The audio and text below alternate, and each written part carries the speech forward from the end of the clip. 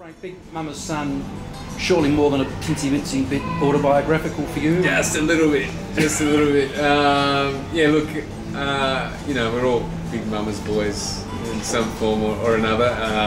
I think, you know, I left home when I was really young. I was about 28. When I left home. But it's hard. You know, some people that's really young. By the way. Yeah, it is. If you make it in your 20s, that's pretty good.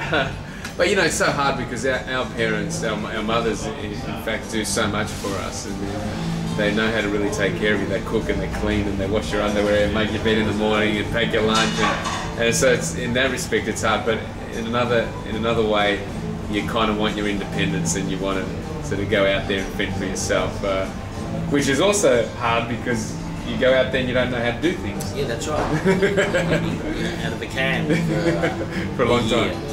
There was we've been doing a survey in the radio stations, you know, to tell us their own Big Mama's Boy stories, and there was one we heard today about a 60-year-old that's still living with his 87-year-old mum, but his son, who's 33, is also living with the grandmother. Yeah. And they do nothing. The grandmother, the 87-year-old, still does everything for them. So is the film almost documentary-like? An exaggerated version of my life, I think. But no, it is a common story. I think that one of the great things for us is people coming out of the theatre and going, "Oh my God, that's exactly like my brother," or you know, "I know someone like that," or "My mum's exactly like that." So if you can get people relating or connecting with the story and the characters, then you know you've done your job. It's not just guys too. There's a lot of girls in a similar situation too. Yeah.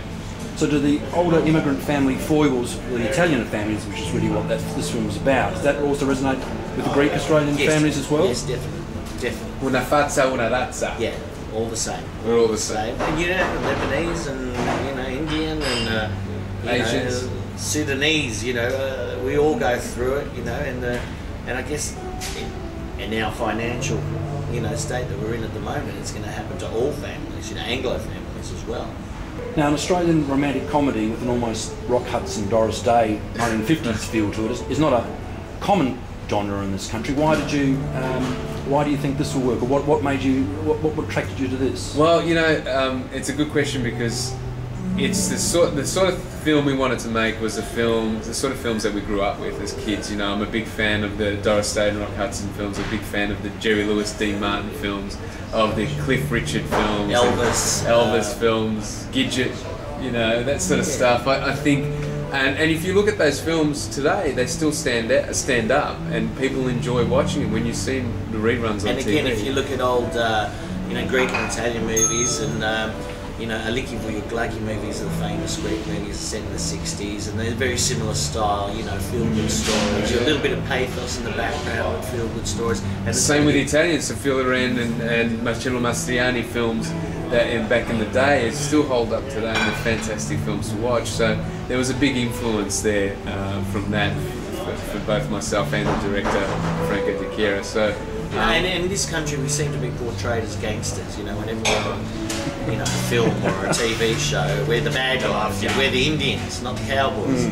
And we thought we'd turn it around. I mean, the Americans, you know, Frank Sinatra is a wog actor, you know, and why not? Why don't we actually accept in this country that we're all Australians and we've all come from these wonderful places and we've brought these wonderful influences to, you know, our everyday lives. I thought it was great that we could, you know, people like us, I guess, and Australian immigrants or sons and daughters of immigrants, we have great jobs, we have good jobs, successful careers, and I think it's very rarely portrayed in film or television these days. So it's a thing that I wanted to do in the film. So that's why Rocco's a successful real estate agent.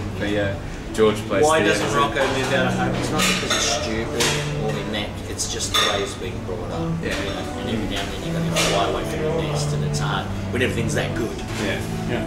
And also, I wanted to put the characters in good-looking clothes and nice suits and ties. Well, I was going to ask him, driving nice cars. Do you think the fact that Australia hasn't developed these things is we just lack leading men such as yourself to do this?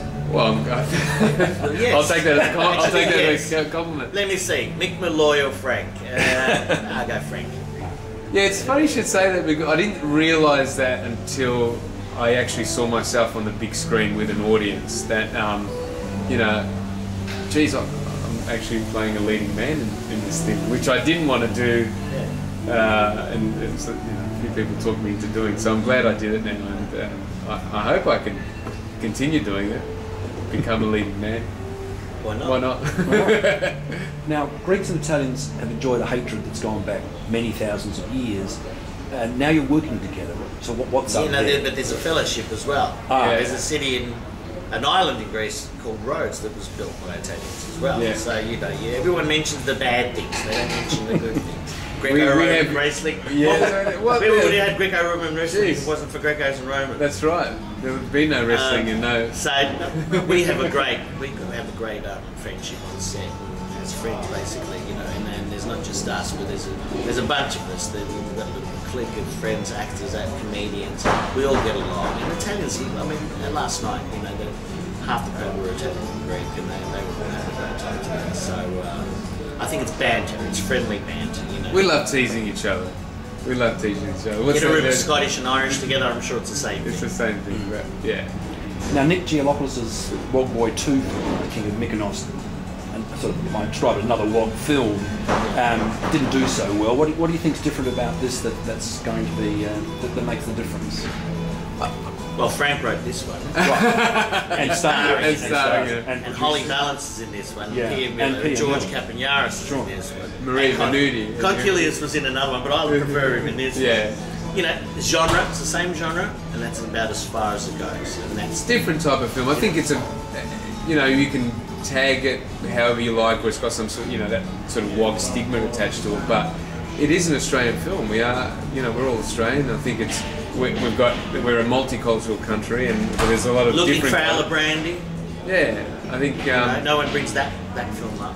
Well, let's talk about American films. You know, My Big Fat Greek Wedding. My Big Fat Greek Wedding. The one with Cher. What was it? Moonstruck. Moonstruck. Which won Academy Awards. They're all woggy films. They all fall under the same genre. But yet, no one, you know, Bend It Like Beckham with the Indian Family. It's another film in the same genre as our film.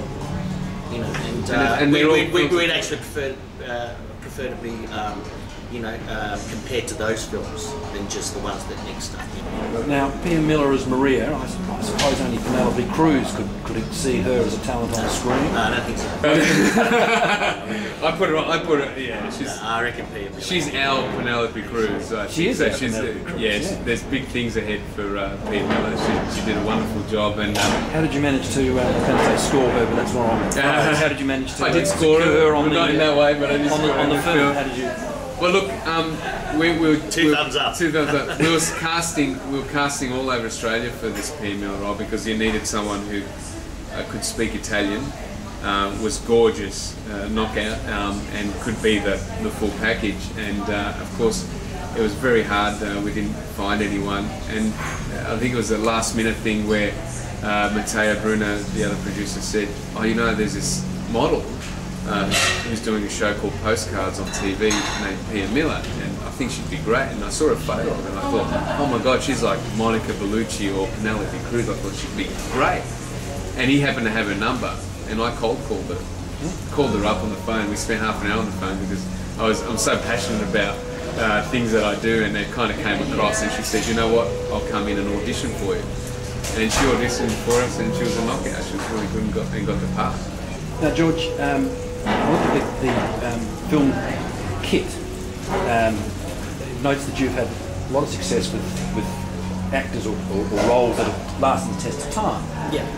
Included those with your ads with the RAA here in Adelaide, and yet it's not mentioned here at all. The RAA? The RAA is not mentioned here at all. Now, why have you not? Are you ashamed of this? Are you ashamed? I didn't put the kit together. See, I mentioned it in my little thing that I did yesterday for the Age, but no. Well, it's only RAA is local. It's South Australian, and you know the marketing guy from the RAA, the original guy that booked me, was asked, why don't you suggest George for the RACV and the NRMA, you know, do the same ad all around Australia? He said, no, we don't want them to have George.